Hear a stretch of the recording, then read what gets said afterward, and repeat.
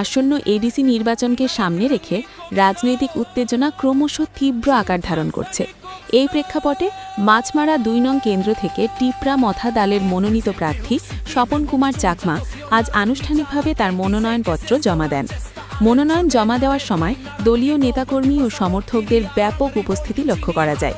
সকাল থেকেই বিভিন্ন এলাকা থেকে সমর্থকেরা মিছিল সহকারে সমবেত হন এবং পুরো এলাকা জুড়ে উৎসবমুখর পরিবেশের সৃষ্টি হয়। মনোনয়ন জমা দেওয়ার পর স্বপন কুমার চাকমা বলেন, তিনি এলাকার সামগ্রিক উন্নয়ন, শিক্ষা, স্বাস্থ্য এবং যোগাযোগ ব্যবস্থার উন্নতির জন্য কাজ করতে প্রতিশ্রুতিবদ্ধ। তিনি জনগণের কাছে আশীর্বাদ ও সমর্থন কামনা করেন এবং সকলকে আগামী ১২ তারিখে টিপরা মথার পক্ষে ভোট দেওয়ার আহ্বান জানান। দলীয় কর্মীদের মধ্যে ব্যাপক উৎসাহ উদ্দীপনা দেখা গেছে।